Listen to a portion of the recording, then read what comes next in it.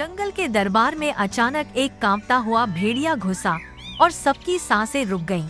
भोलू लंगड़ाते हुए अंदर आया, एक पंजा जमीन पर घिसटता हुआ, आंखें गड्ढे में धंसी हुईं। मुंह से हर सांस जैसे आखिरी हो। पर क्या सच में? शेरू भाई, मेरे पास अब बस कुछ ही दिन बचे हैं। जंगल के हकीम ने भी हाथ खड़े कर दिए हैं। मरने से पहले मेरी बस एक अंतिम इच्छा है, सिर्फ 5 दिन के लिए मुझे राजा बना दो। शेरू का दिल पसीज गया।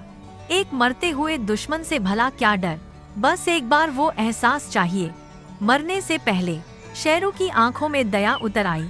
उसने हाँ कह दी। शेरू ने भोलू के कंधे पर पंजा रखा और वह फैसला कर दिया जो बदल देगा सब कुछ। महाराज, यह बुद्धिमानी नहीं है।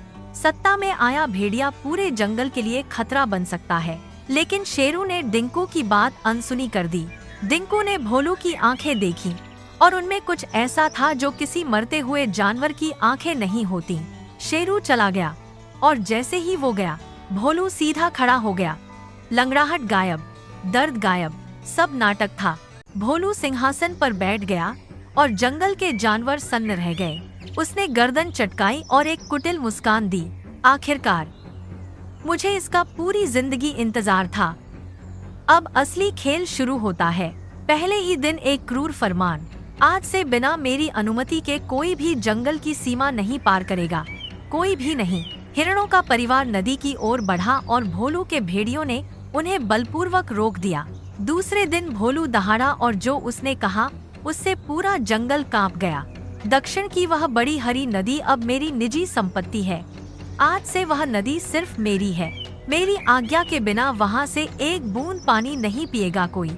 जंगल में खलबली मच गई। हाथियों ने विरोध किया, पक्षी चिल्लाए, पर भोलू के भेड़ियों ने सबको चुप करा दिया। उस रात एक प्यासा खरगोश चुपचाप नदी की ओर निकला, पकड़ा गया और बांस के पिंजरे में बंद कर दिया गया। तीसरे दिन डिंकू उस पिंजरे के पास जाकर चुपचाप बैठ गया। उसने सोचा ताकत से नहीं जीत सकते, पर भोलू के लालच से जीत सकते हैं।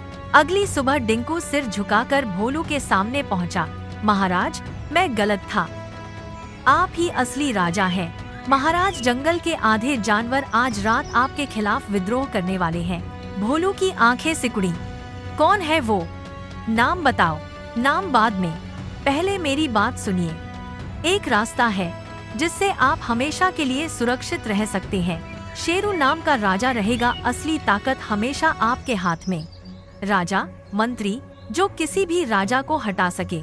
भोलू की आंखें लालच से चमक उठीं। यही तो वो चाहता था।